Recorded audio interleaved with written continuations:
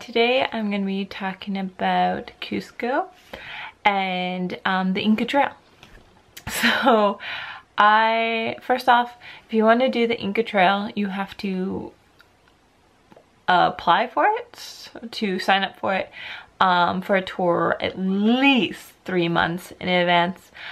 There's only about 500 people, and that includes supporters that are allowed to do it every day, and it does fill up fast. I went in off season, and it still took me three months before I actually went on the Inca Trail to be able to sign up for it, which was fine because it's probably a week later than I would have wanted, but it's still in the right time frame that my friends and I want to go.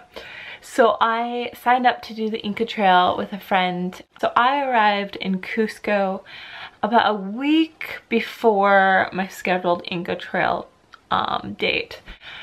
And I don't know, I could have done other things, but I heard such great things about Cusco, and so I was like, okay, I'm just gonna go spend the week there.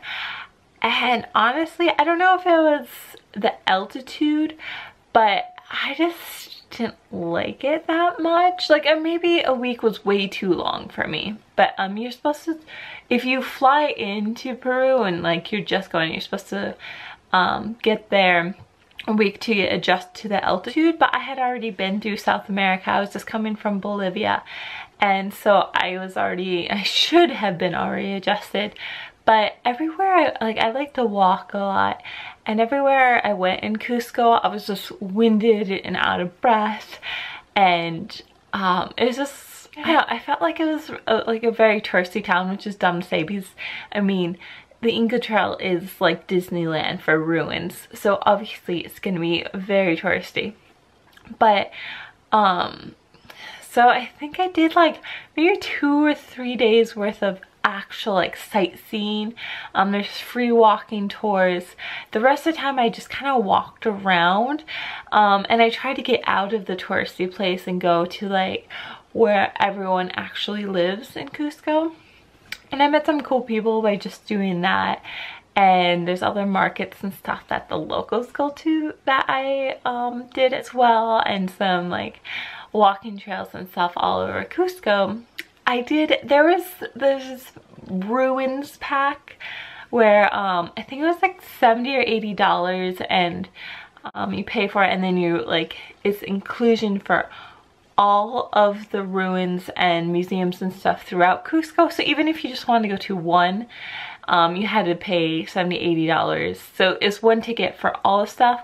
But kind of like, besides like the hike, I kind of was going just hiking and found like the back ways to get into these places. So there's definitely ways to get into some of them for free. And also I knew I was going to the Inca Trail and going to Machu Picchu, and by then like I was so ruined out of ruins that I didn't really want to see another one until Machu Picchu. And like, I don't know, throughout South America I was just kind of just done with ruins by the time I got to Cusco. So I didn't go to too many other ruins besides Machu Picchu. My favorite part of Cusco was, there's this vegetarian restaurant that had like the set meal. It was like soup, salad, and like a vegetarian option. And I'm not vegetarian, but if there's an option to eat vegetarian, I'm not gonna say no to it. And that's probably the highlight for me, was this little mom and pop vegetarian restaurant. So finally the day comes that we're gonna do the Inca Trail. So the night before, like, if you have like, you have to go through a tour company. You can't do the Inca Trail by yourself. There are other options if you didn't sign up in time, the 3 months to do the Inca Trail. There's the Jungle Trek, which I didn't go on, but I met tons of other people that did the Jungle Trek, and they said it was fantastic. And it's about half the price of, I think I paid like $420 US for the Inca Trail, and that was cheap. And the jungle trek is maybe 250 standard. You probably could get cheaper than that. I didn't really look around because I had already paid for the Inca Trail. The jungle trek is like 5 days, and it's you go rafting, you go biking, you do a lot more activities and hiking at the same time, and then you sleep overnight at Agua Caliente. This is the town right outside of Machu Picchu, and then the next day you go to Machu Picchu.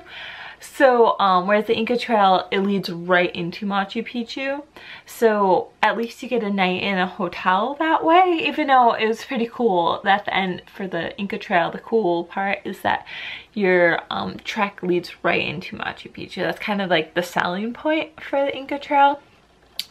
Either way, I love the Inca Trail. I don't regret doing the Inca Trail, but I think I would have had just as fun doing the jungle trek if you have a budget, or if you just didn't have enough time or didn't sign up in time for the slots that you want. And the jungle trek, you can sign up like literally the night before you go on to it, whereas like I said, it takes a few months to sign up for the Inca Trail. Also, there's day tours. You can take a bus or a train to see Machu Picchu. Those, I think, those are $100+. So in my mind, it makes more sense to do the $250 jungle trek. That's like 4 or 5 days versus 1 day that's $150. But whatever, if you just have 1 day, that is an option as well. My friend did that option, and she had fun with that. So that wasn't a problem at all, and that doesn't require any hiking at all besides the walking around Machu Picchu. The night before the Inca Trail, you meet with one of your guides. So there's 2 guides usually. I think it's if there's 8 or more people, you get 2 guides. If there's, and then they have like different, so less than 8, it's 1 guide, and so on. So one of the guides met with us, kind of just went over the map and what we were doing, kind of last minute questions, kind of made sure we packed the right shoes, just kind of like making sure you had everything and were prepared. However, this was like at 9 or 10 o'clock at night, so even if I didn't have the right shoes or the right sleeping bag, I don't think anything was really open for me to go get it. But it was just nice to have a map and kind of have it all set out and what to do and kind of meet your guide. So then you like go back to your hostel, or they meet you at your hostel. And then the next day, they pick you up at like 4 or 5 in the morning from your hostel. And so my friend and I got picked up, and then there's other people in the car. And of course, I'm always like, okay, I'm gonna go on a 4-day trek, so there better be some hot guys with me, right? And there was, so we got in the car, and there's this French couple. So that guy was out of limits.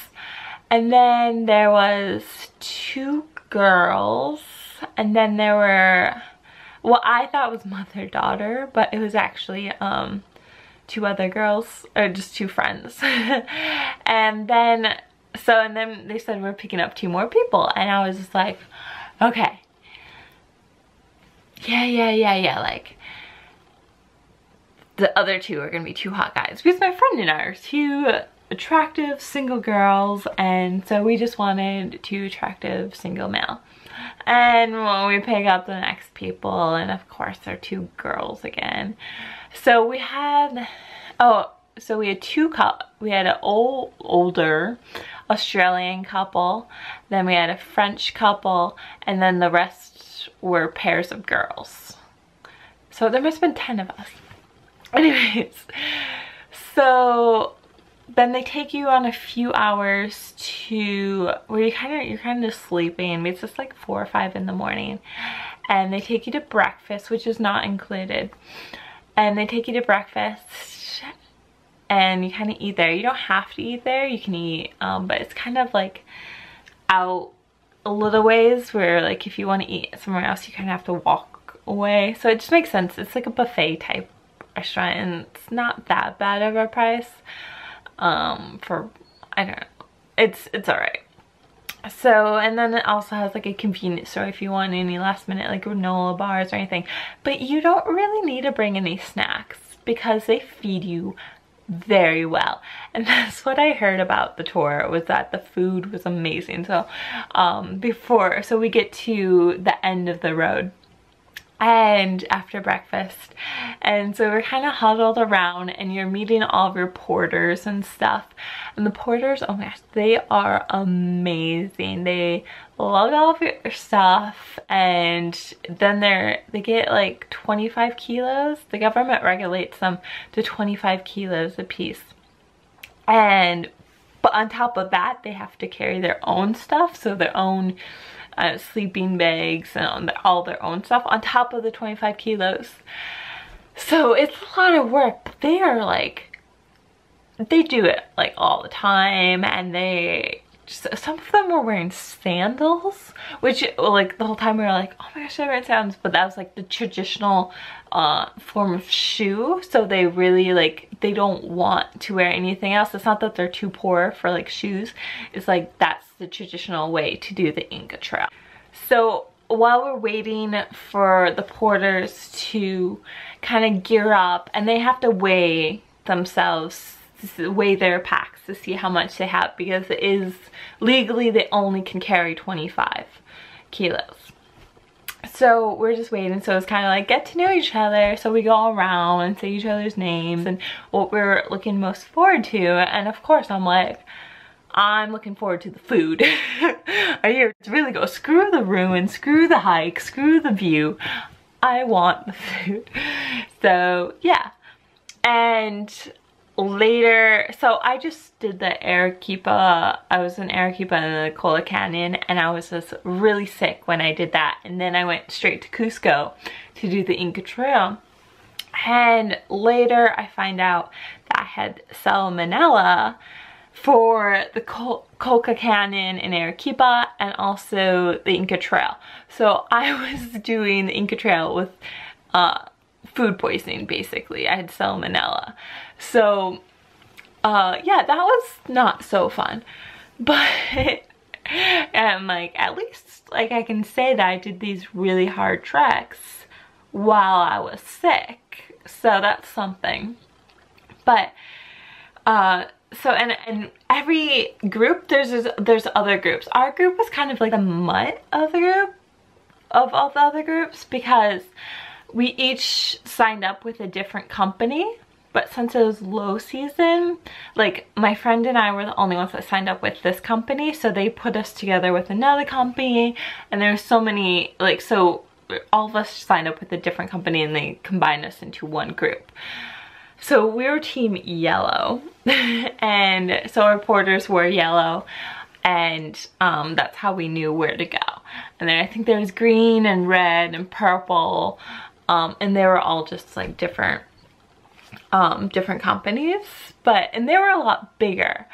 They had at least 20 people. I swear one group had like 40 people.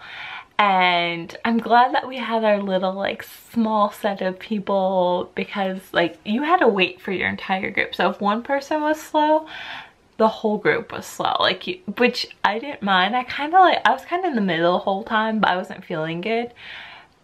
But I was kind of like maybe front middle, but I like to be the front middle because I wanted to rest. So I didn't mind that people were slow, because that just meant I could rest longer at the breaks.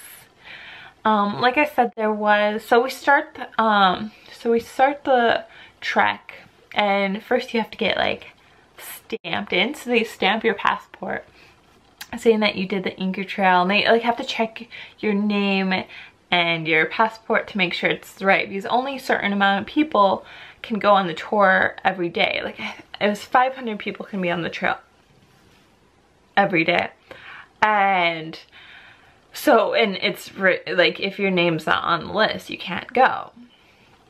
And so you do that, and then the porters go, and then you start. And for the first, I think it was half a day, there's like little villages along the way, and it's pretty steady. And you see the train, because there's a train that goes from Cusco to maybe not Cusco, it was to another town, from another town to Machu Picchu. And that kind of like runs across like the same in the beginning. And we were joking, we're like, what if the trail just goes around this, like this follows the train track, so you just take the train, but it doesn't. But like I said, there was an older couple from Australia, and when they were saying like what they want to do, they're like, oh, we're just so like, we never thought we could do this, that we thought we were too old, and we're finally, it's been our dream to do it. And then the first day, like they were lagging behind, and we kept waiting and waiting, and she kept going to the bathroom for a long time. And finally, like, I don't know, we must have been waiting for like an hour, and our tour guide comes and was like, oh, and the assistant tour guide was with them. And our tour guide was like, oh, and the assistant tour guide was with them, staying behind with them. And then finally, the assistant tour guide came up and was like, they're not gonna make it, they have to turn around. And until you get to Dead Woman's Pass, you can turn around. And they encourage you, if you could, like, to turn around if you don't think you can make it. Because after Dead Woman's Pass, there's not really any medical services. Not that there is, like, once you kind of get there, but it's harder to get to medical services. So our group went down to 8 then, because the assistant took the two Australian couple back to Agua Calientes, and then they got a hotel. Later we found out that she had to get an ambulance back to Cusco or something.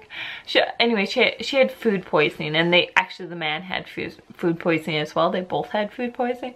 But it was just so sad, because like it was his life dream to go on this trek, and it's not a trek that you can really just be like, okay, well, we'll just do it tomorrow, because it's months in advance that you have to plan. It's not cheap.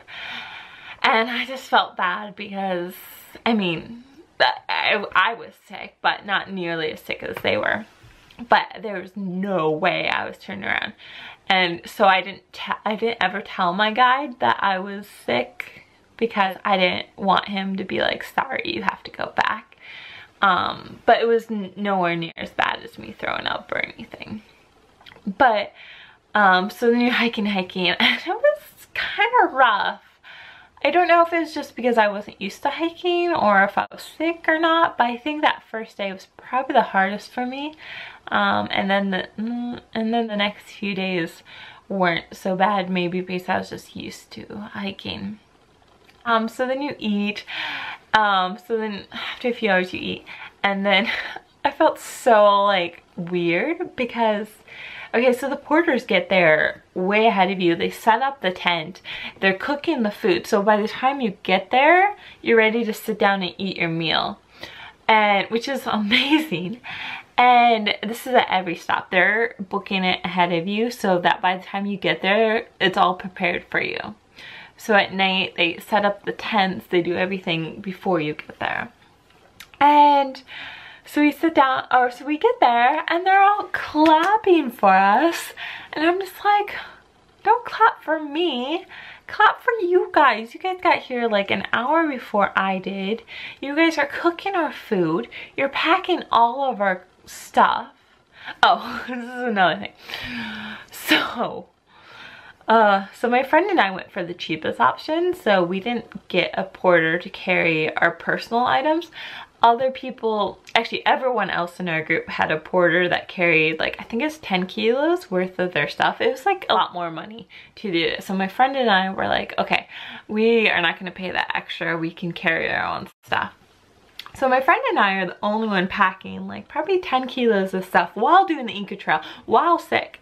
So we're just like, oh, that's probably also why I was really like winded and tired, is because I had to carry my pack the whole time, whereas no one else did. Which I would actually feel kind of guilty if I had them carry my pack. But what else they did was they gave us, I didn't know this, but I had my own sleeping bag. My friend like rented a sleeping bag from, and it's a huge sleeping bag. I had a smaller sleeping bag. She rented a huge one, which was basically her whole entire pack. And I had a small one. But they gave me a sleeping mattress, and I hated that thing. I had to lug that around the whole time, and it was just more weight. It was hard to carry, and I didn't really use it at night. Like, I don't think it works for me. It's not soft enough, and I didn't want it, and I had to carry it the whole time, so I was a little annoyed with that. So there's bathrooms the first day. There's bathrooms all along the way. The first day. The next few days you kind of have to wait till you get to the campsite. I guess you can go out the side of the trail. I never had to do that, but there's so many people on the trail anyways. I don't really know where you would go to the bathroom, but there's little breaks along the way. And then, yeah, getting to the first campsite the first night was I was so tired. And then you get there and the food's lovely and your tents are all set up and it's just ready for you to go to bed. And you see a few ruins on the first day. But the weather, when I went, it was November. I went November 15th was the first day. The weather was kind of like misty and very cloudy, so it was hard to see into, like, down into the valleys and stuff, so you couldn't see the views. But it was good because I didn't get so winded. Like, I was tired, but I think I would have been a lot more tired if there was like a hot sunny day. So I didn't really mind having the rain on me, just because I was cooler. I'd rather be cooler than hot when trekking, but I didn't get to see the views. So it has its plus, it has its minus. So the second day, we hiked the Dead Woman's Pass, which is the hardest part. And it's basically just all uphill. Then you get to the top, and it's you're supposed to be an awesome view, but like I said, it was misty. But you're just so excited, and it's really cold up there. And and we get to the top, and none of the other groups did this, but I love my group leader so much. He was like, oh, I have a surprise for you guys when we get to the top. And I thought it was like food. Like, that's the surprise I want, like free food, yay. And so we get to the top and he brings out this bottle of champagne. And he's like, I'm like, you carried that bottle of champagne all the way? And he had to carry it the rest of the trip too, because the empty bottle, because we drank it on top of Dead Woman's Pass. So I was so excited about that. And then he busts out like t-shirts for us. Here, I'll show you. I cut the sleeves because I traveled further and it was just hot, so I cut the sleeves. But on, this is the tour company went. It says Extreme Tours, Peru 2014. And then on the back, it kind of has the hike we went on. If you can see it on the second one, it says second, no wait, the first one is first ass. Yeah, so that was a cool little souvenir. None of the other groups got it. None of the other groups got a t-shirt, and they're kind of super jealous of us. And of course it's yellow because we were team yellow. So I don't know, free t-shirts, I don't know, that's just the best gift for me, is like a free t-shirt, free clothes. So yeah, so then after Dead Woman's Pass, it's all the way downhill, which some people think is worse because it's like slippery stairs, but I was going downhill, so I was fine. So after Dead Woman's Pass, it's easy, well, sort of. So then that day you either get like a really close campsite or one that's pretty far, and then so either your second day or third day is short, so you get one short like half day. But our third day was short, so the second day we just went to the longer or the campsite site that's farther away. And there's a few ruins that you stop at on the way, which is alright. But you're tired the whole time. And then so you sleep that night, and the third day you it was kind of a half day, so you woke up and you just have like it's a medium type hike, and you hike to some more ruins. And our guide, I don't know if other tour guides do this, but he knows which llamas, you see llamas, and he knows which llamas are tame. So he has these you get snacks. So he told us to save our apples. So we saved all of our apples, and you cut them up, and you put them in your mouth, and then like you give them a kiss. So not a kiss, but like you feed them from your mouth, so it looks like you're like giving them a little kiss. And then also I wanted to do this the whole time I was in South America. I have this thing about taking selfies with animals, and I wanted to get a llama selfie, and I just couldn't get a llama selfie because they kind of run away from you. Like, I don't know why, but this one was tame enough where like it laid down, so we gotta do it so you can put your arm around it and take a little llama selfie. So I mean, that was probably one of the highlights of the Inca Trail was my llama selfie and making out with it.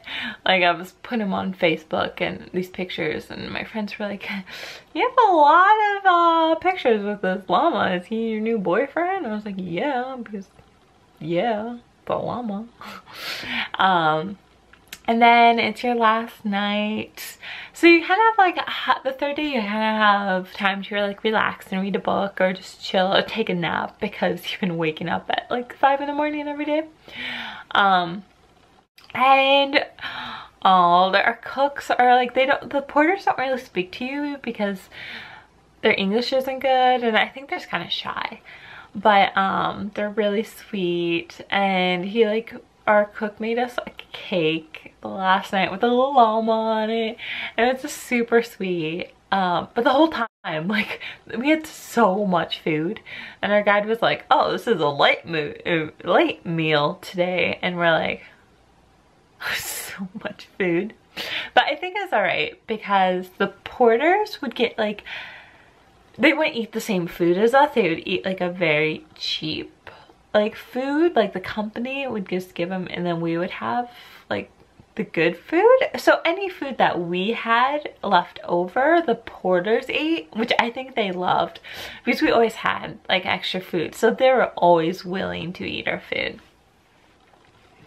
So we get a tour of Machu Picchu, and by then, okay, so we get into Machu Picchu, and it's like I said, it's like the Disneyland of ruins. So you go, and there's, I think 2,000 people or more can be in here. So there's just people everywhere, and you've just been for 3 days trekking through the jungle, and you're dirty. You haven't showered for 3 or 4 days.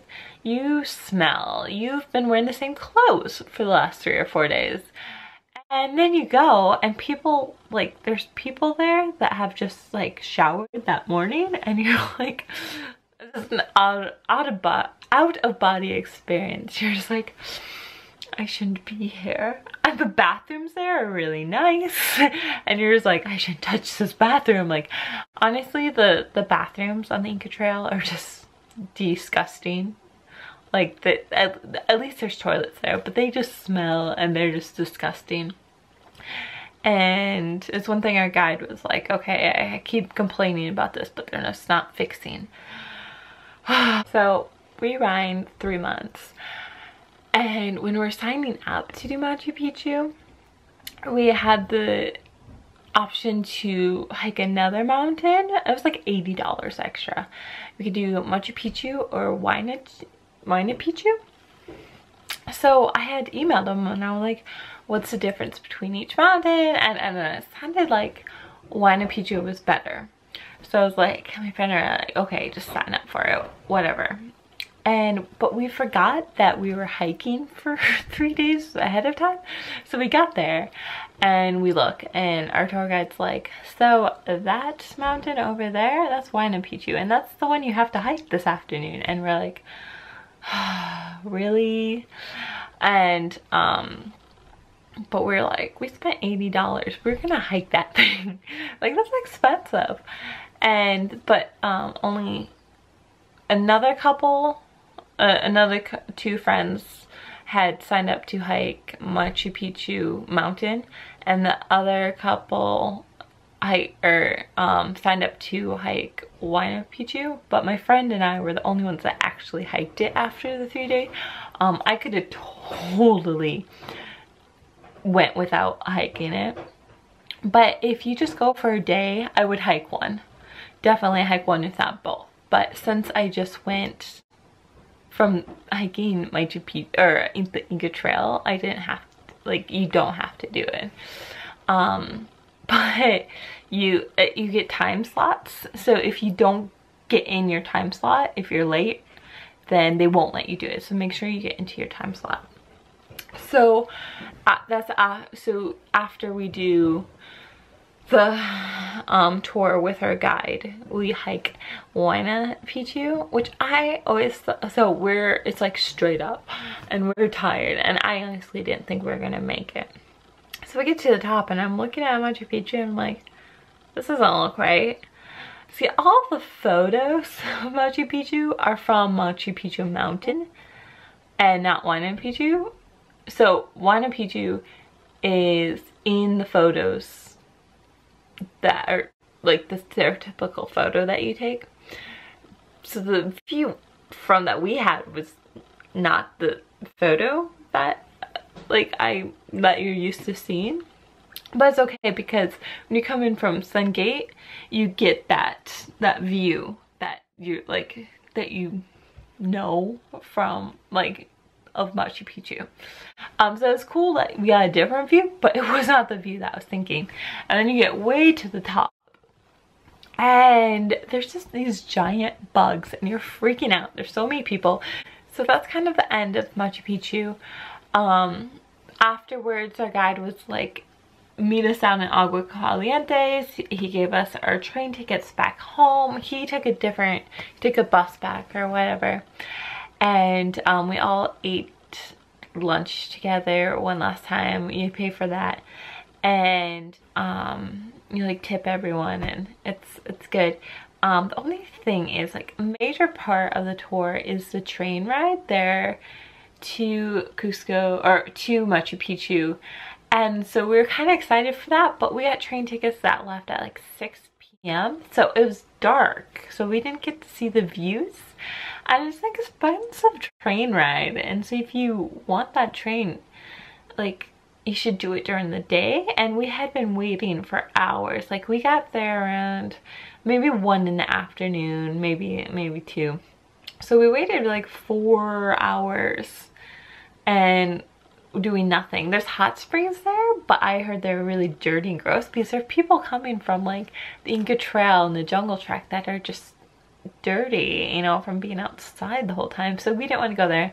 There's shopping, but basically we just sat around for 4 hours in Agua Calientes. It was time, if we wanted that time to spend in Machu Picchu, that was time that we could spend extra time there. But once you take the guided tour, and we did Huayna Picchu, then you didn't really have to. So you take the train back, and then you take a bus back, and you get back into Cusco at like really late at night, and you're just tired and you just want to go to sleep. So I think I left that next day to go further to Peru. So my next video will be on my next travels throughout Peru, which includes sandboarding, some amazing national parks, some not so amazing mountains. But yeah, so that's my next video.